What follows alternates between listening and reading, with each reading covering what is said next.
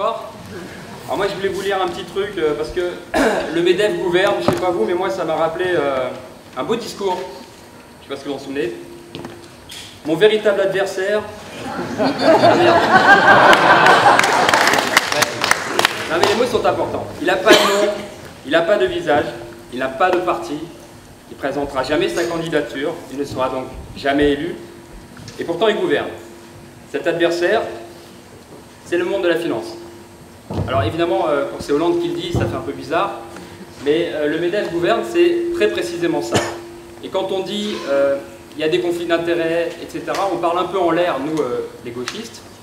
Alors du coup, je voulais rentrer un peu dans le fond des choses à propos d'une affaire que tout le monde connaît, l'affaire dite Kerviel, qui après 8 ans s'est révélée donc l'affaire...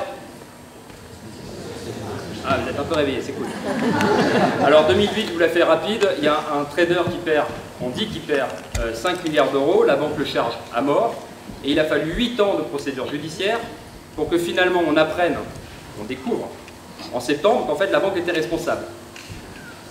8 ans au cours desquels on a eu 2 instructions par des commandants de police qui ont dit avoir été manipulés. 8 ans pendant lesquels il y a des experts qui ont dit mais c'est pas possible, la banque savait, le parquet dit oui effectivement il y a eu manipulation, il y avait un rapport du fisc qui a été enterré, passé à la broyeuse, reconstitué par des journalistes, il faut saluer à nouveau le travail de Mediapart. 8 ans pour qu'ensuite à la fin on apprenne ce que tout le monde sait, bah oui, c'est la banque qui est responsable.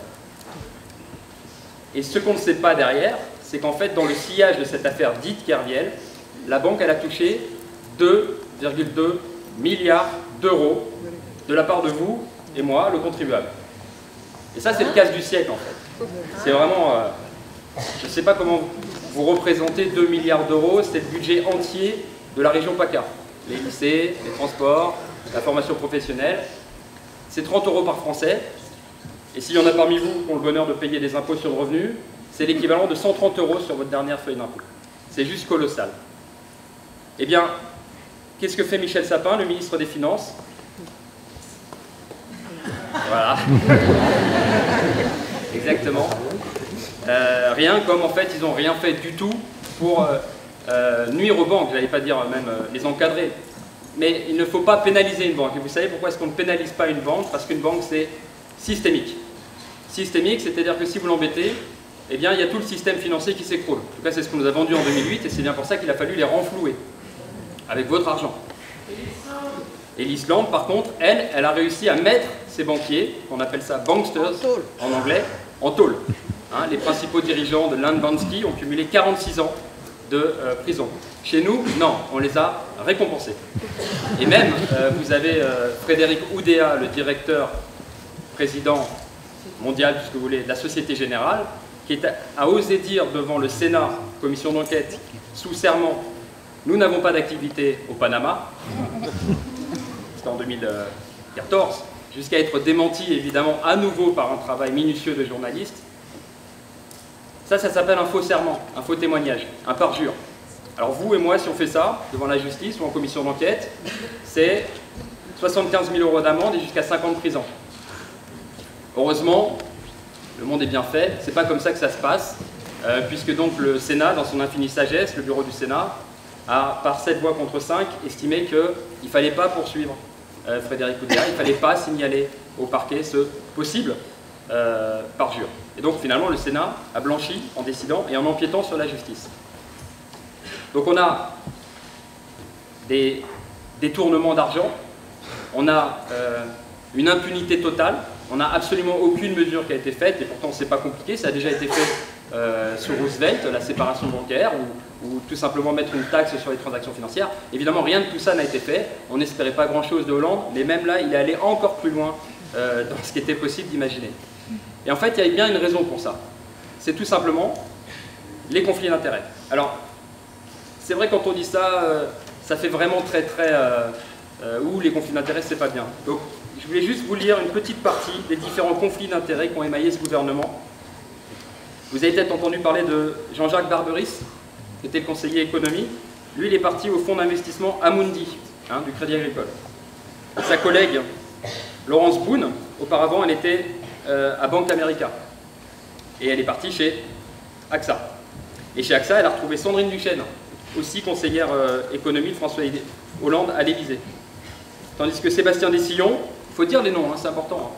L'ancien conseiller de Manuel Valls, lui, il est allé chez BNP.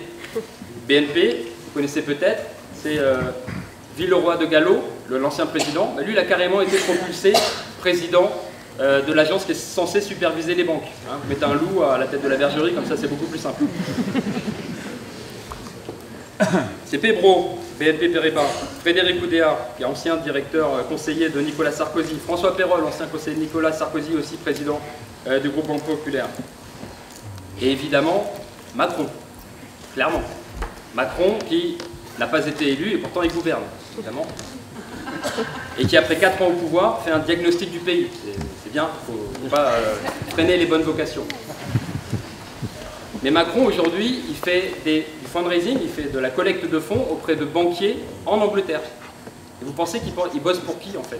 Vous pensez que quand vous allez quitter l'Élysée, parce que ça ne marche pas, parce qu'a priori, il n'y aura peut-être pas, il faut espérer, de deuxième mandat Hollande, vous préparez votre avenir, vous bossez pour qui quand vous poussez des lois, quand vous poussez des régulations? En fait, chacun favorise son ancien employeur, etc., etc. Et le pire du pire, et on revient à l'affaire Société Générale, en août, juste avant le jugement qui dit la banque responsable, vous avez Michel Sapin, qui a embauché un ancien dirigeant d'une banque d'investissement de la Société Générale, Thierry Allognon, qui auparavant a fait 14 ans de banque, directeur de cabinet. Et juste auparavant, avant d'être banquier, il était déjà directeur de cabinet, en 92-93, déjà d'un ministre des Finances. Est-ce que vous savez qui?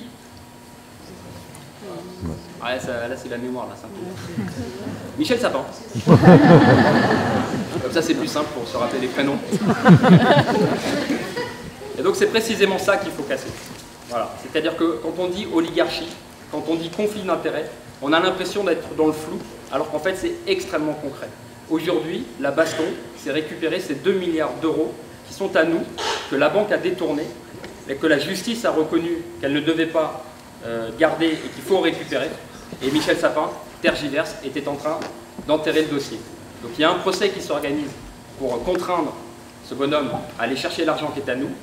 Il va falloir aussi poursuivre Oudéa pour ce parjure que le Sénat a tenté d'effacer.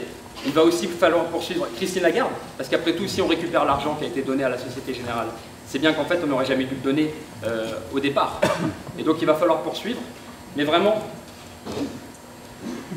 dans la chanson tout à l'heure, Jodimo me disait il va falloir rendre les coups et que la peur change de camp. Alors déjà, clairement, il faut se dire, ils sont puissants que parce qu'on est à genoux. Quand ils attaquent l'un des nôtres, on doit être tous là en résistance et en solidarité. Et je suis très heureux de voir qu'on est très très nombreux. Mais maintenant, il va falloir aussi, effectivement, leur faire peur.